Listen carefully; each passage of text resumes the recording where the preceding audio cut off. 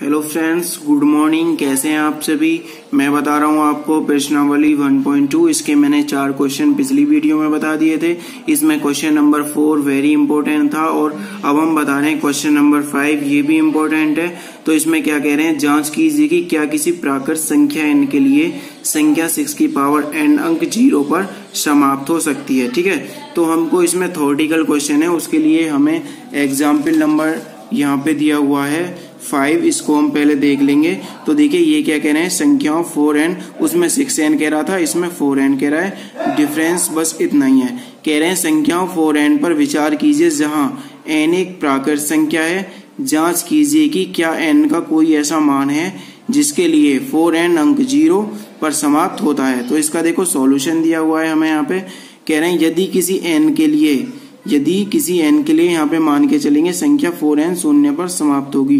यदि ये 4 की पावर n शून्य पर समाप्त होगी तो 5 से विभाज्य भी होगी। ठीक है, अर्थात 4n के अभाज्य गुणनखंड में अभाज्य संख्या 5 आनी चाहिए। जब 4n के अभाज्य गुणनखंड होंगे तो उसमें अभाज्य संख्या 5 होनी चाहिए। ठीक है, यह संभव नहीं है क्योंकि 4 की पावर n इक्वल 2 की पावर 2n, तो 2 2 जा 4, तो इसे 4n को लिख सकते हैं हम 2 की पावर 2n। ठीक है, तो इसी कारण 4n के गुणनखंड में केवल अभाज्य संख्या 2 ही आ सकती है।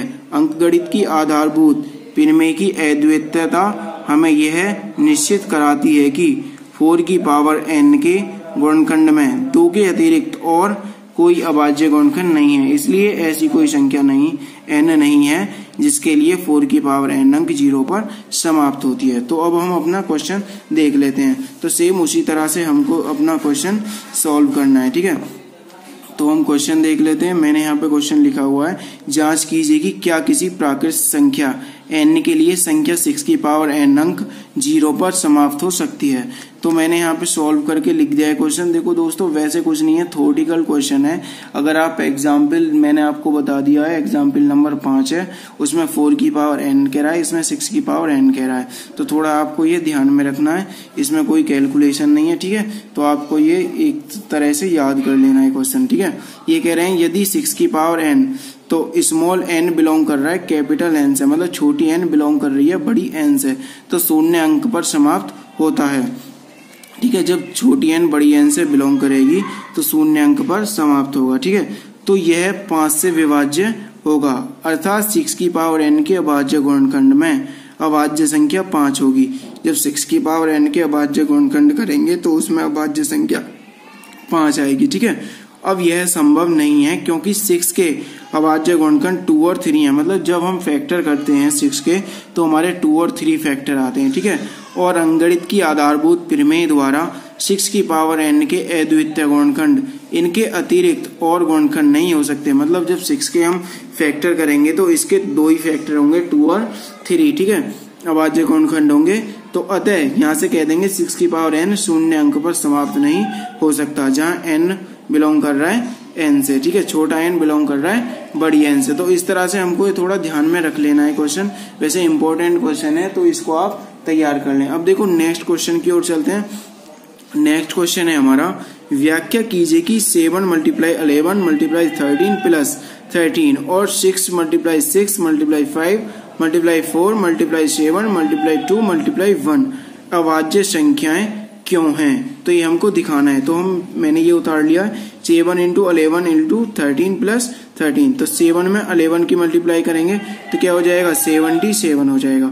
अब 77 में 13 की मल्टीप्लाई करेंगे तो 13 7 91 का 1 हासिल के 9 बचेंगे। 13 7 91 9 कितने हो गए, 100 हो गए। ठीक है, अब इसमें 13 और ऐड कर देंगे हम यहाँ पे। ठीक है, तो क्या हो जाएगा, 3 और 1 4 और 1 यहाँ 0 यहाँ 1, तो कितना आ गया, 1014 आ गया। ठीक है, उसी तरह से इसको लिख लेंगे हम। तो 7 × 6 × 5 × 4 × 3 × 2 × 1, तो इस सब की हम मल्टीप्लाई कर लेंगे। मल्टीप्लाई करके हमारा हो जाएगा 5050। ठीक है, ये मल्टीप्लाई डायरेक्ट मैंने लिख दी है, तो आप इनकी मल्टीप्लाई करके करेंगे तो यही आ जाएगा 5050 हमारा। ठीक है, अब क्या करेंगे, इन दोनों के हम कर लेते हैं फैक्टर।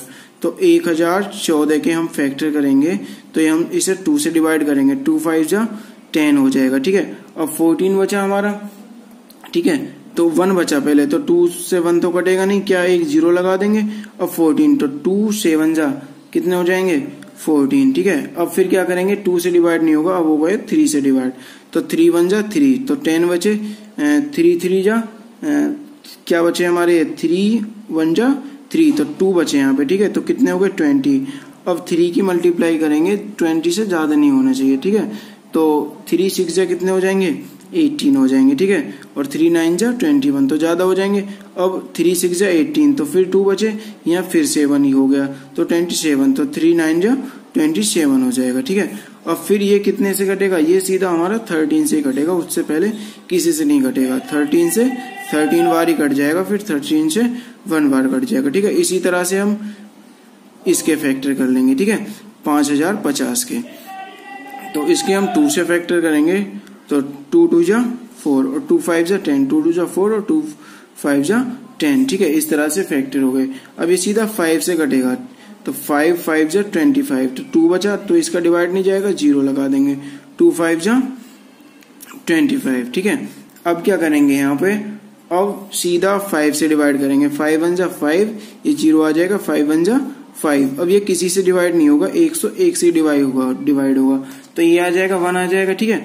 तो अब हम इसको क्या लिख देंगे, 1014 के फैक्टर कितने हुए थे, 2 इंटू 3 इंटू 13 इंटू 13, इस तरह से, ठीक है। और हमारे 5050 के फैक्टर हुए थे 2 इंटू 5 इंटू 5 इंटू 101, इस तरह से इसके फैक्टर हो गए थे, ठीक है। तो अब क्या लिख सकते हैं, क्योंकि दोनों संख्याएं, अब लिखेंगे यहाँ, क्योंकि दोनों संख्याएं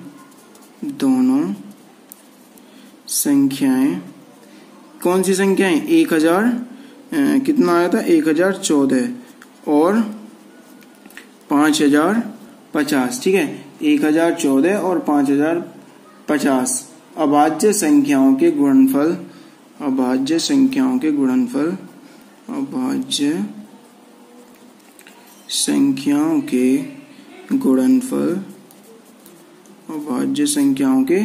गुणनफल के रूप में व्यक्त की जा सकती हैं, गुणनफल के रूप में व्यक्त की जा सकती हैं, अतः यहाँ पे लिख देंगे, अतः अंकगणित की आधारभूत पिरमें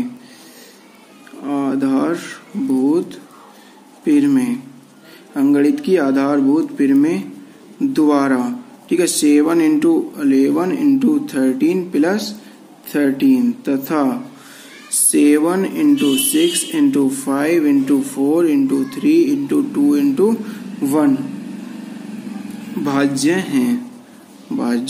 हैं। तो क्या किया हमने, इनकी मल्टीप्लाई कर लेंगे आपस में, ठीक है।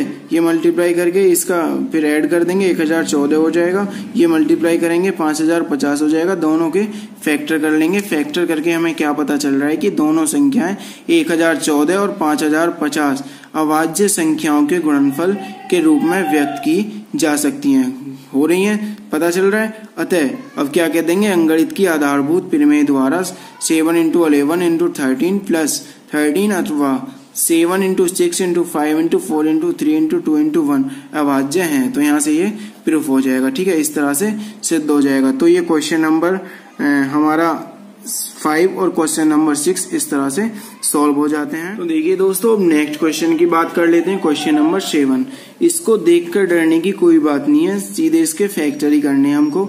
तो पहले क्वेश्चन देख लेते हैं, किसी खेल के मैदान के चारों एक वृत्ताकार पथ है, मतलब कोई खेल का मैदान है, उसके चारों ओर वृत्ताकार पथ है। इस मैदान का एक चक्कर लगाने में सोनिया को 18 मिनट लगते हैं, जबकि इसी मैदान का एक चक्कर लगाने में रवि को लगते हैं 12 मिनट, ठीक है। मान लीजिए वे दोनों एक ही स्थान और एक ही समय पर चलना प्रारंभ करके एक ही दिशा में चलते हैं, कितने समय बाद वो पुनः प्रारंभिक स्थान पर मिलेंगे। तो ये हमें क्वेश्चन सॉल्व करना है, ठीक है। तो हम इस क्वेश्चन को देखो सॉल्व करेंगे। यहाँ पे देखो मैंने क्वेश्चन ये लिखा नहीं है, यहाँ पे सीधा मैं इस क्वेश्चन को सॉल्व करता हूँ। क्वेश्चन यहाँ पे लिखा हुआ है हमारा, ठीक है। तो हम इस क्वेश्चन को अब क्या करेंगे, सॉल्व कर लेते हैं। तो देखिए दोस्तों हम क्या करेंगे, यहाँ पे हम पहले एलसीएम निकाल लेंगे दोनों का, ठीक है। तो यहाँ पे दो वैल्यू क्या है, हमको 18 मिनट दी हुई है और 12 मिनट दी हुई है, ठीक है।